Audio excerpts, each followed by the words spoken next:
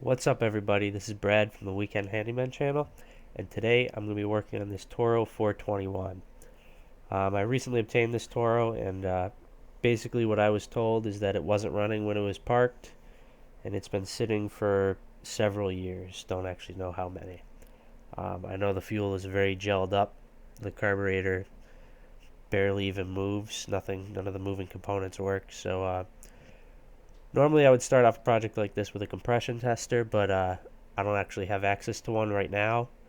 So I decided I'll clean up the carb and see what it does. So let's get started.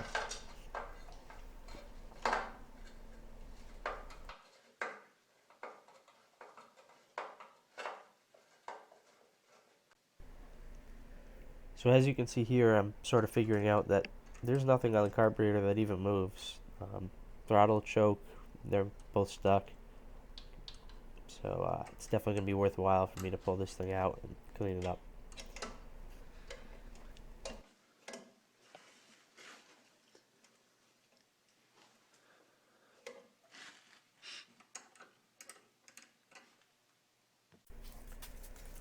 I decided to speed up the process of taking the carb off since that's not really the focus of this video. It's pretty straightforward. Just remove the fuel lines, a couple of bolts, or nuts rather. It's nothing really complicated.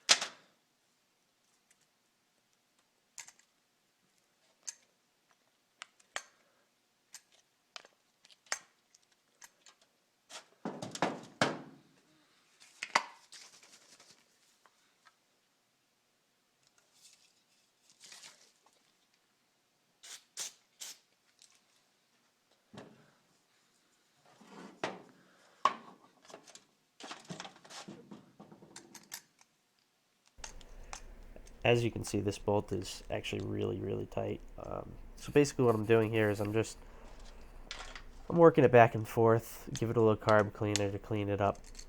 Just take it easy because the last thing I want to do is strip or mess up the threads in any way.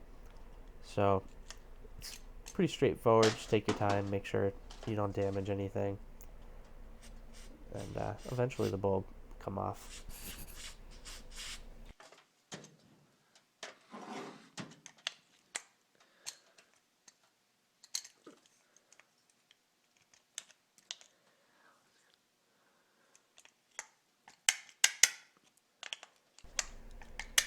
I wasn't kidding when I said it was tight.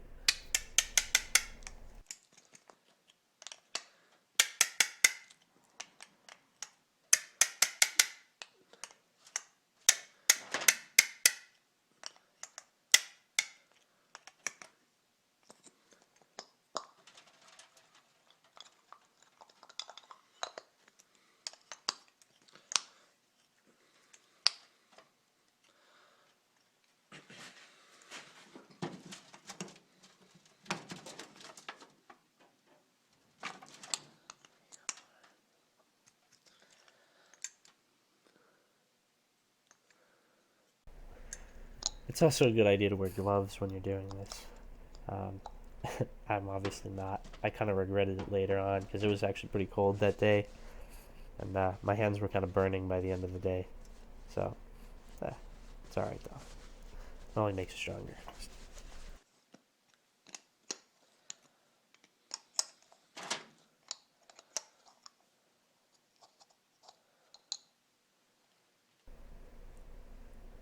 So there you go.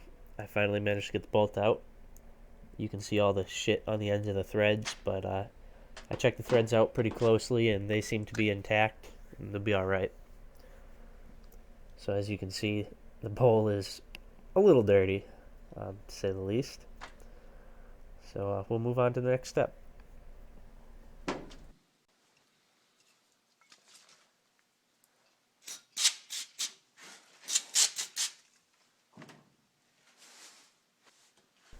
So I'm just going to clean up the bowl here.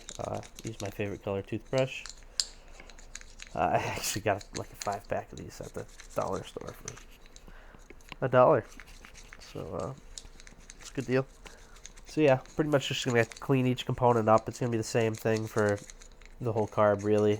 Remove a part, clean it. Remove a part, clean it. Eventually put it back together.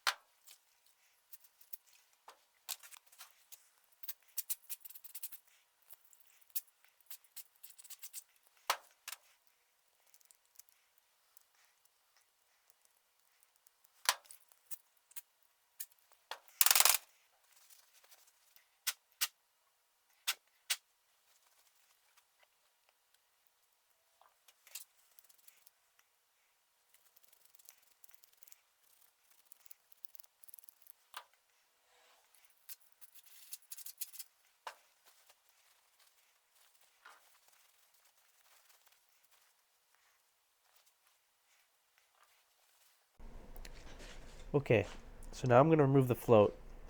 This is pretty straightforward. You can see there's just a little pin there. What I'm going to do is I'm just going to grab my pliers and pull the pin out carefully. Drop it in the tray. So you want to be careful. As you take this float off, you can see there's a little needle that falls out. I didn't really pay attention to the way it was in, but that's alright. I'll show you guys later. It's pretty simple. So, yeah, just be careful. Pay attention to the way parts come out. That actually controls the amount of fuel going into the bowl. So I'm going to clean these parts up and we'll move on to the next step.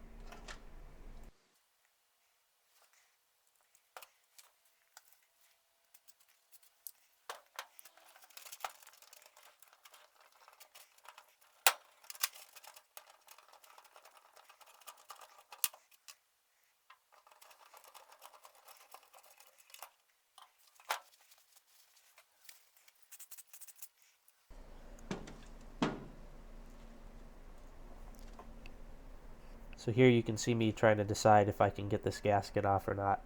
It's not really good to soak your gaskets in carb cleaner. I mean, that ship has kind of already sailed for me anyway, but I'm going to take it off since I can. There's another gasket later on that I'm not able to take off, so I just kind of say fuck it. You can probably order these gaskets online. Actually, I'm sure you can. But I'm kind of cheap, and I don't even know if this snowblower works, so I'm going to reuse them.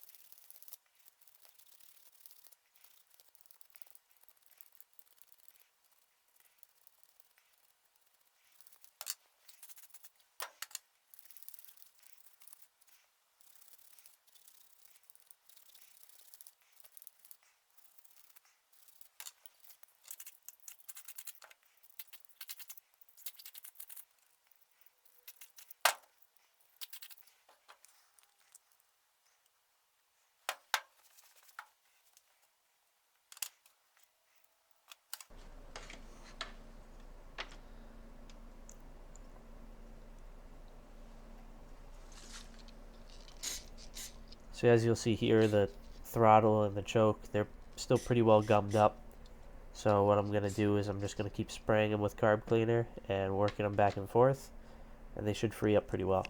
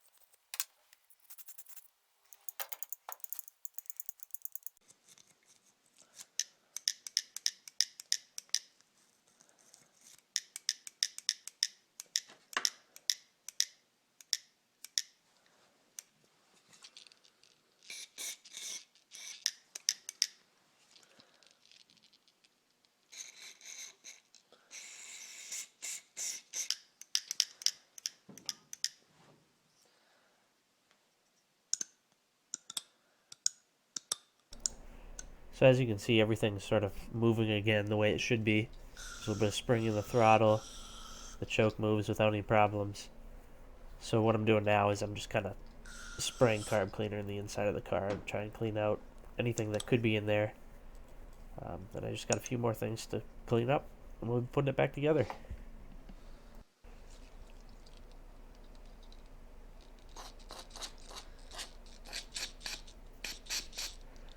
So to save a little time on the video, I decided to skip out the process of cleaning the outside of the carb. So right now you're seeing me just shoot out pretty much any port or jet or hole that I can find with carb cleaner, just to get every possible bit of fuel out of the carb.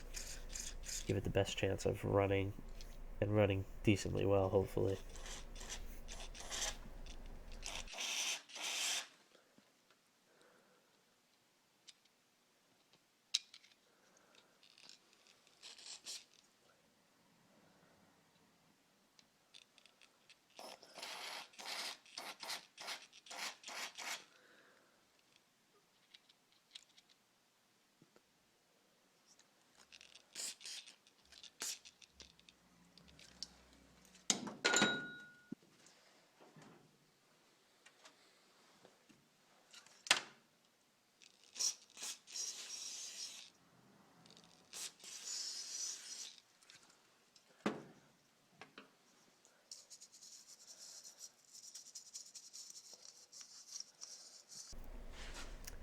You can see here I'm removing the second needle. Keep in mind when you're removing these, I kind of didn't pay attention to where they were because honestly I don't even know if it ran the way it was set anyway, so I'll just kind of play with it myself. But you should keep track of how many turns it takes to remove these so you can put it in the same spot when you put it back together. That way it's around the area where it needs to be to run. So I'm going to just spray out these ports with carb cleaner, and we'll be just about ready to put it back together.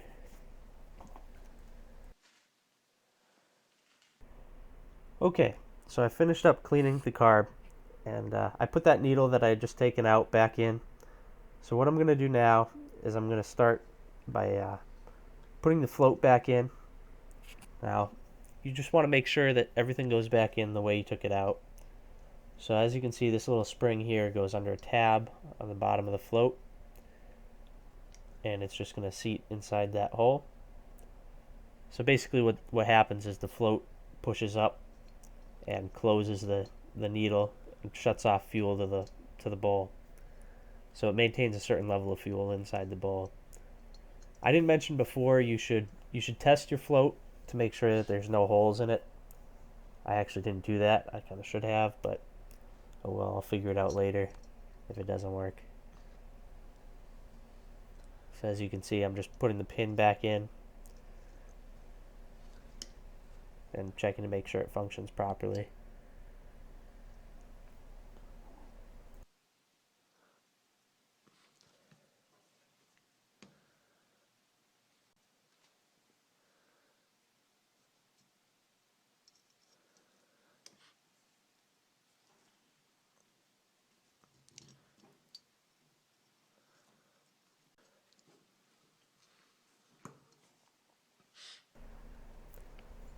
So here you can see I'm putting the bowl back on. And I actually, I kind of realized as I was putting this on that I didn't pay attention to the way it came off.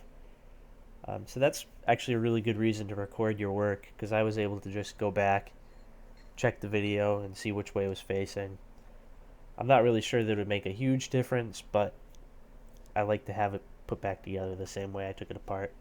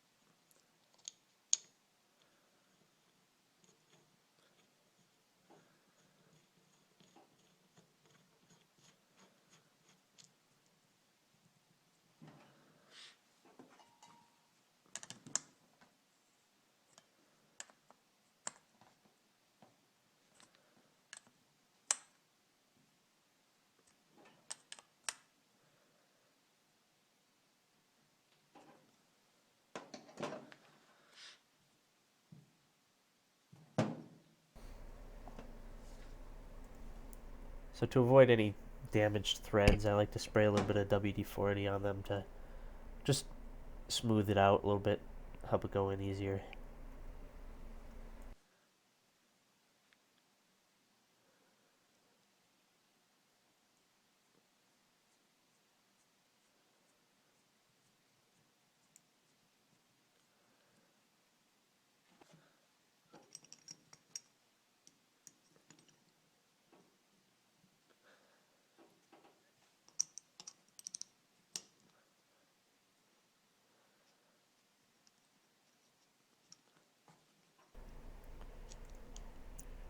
So that's all, guys. That's how you clean a carburetor. If this video helped you out, please comment, like, and subscribe. And we'll see you guys next time.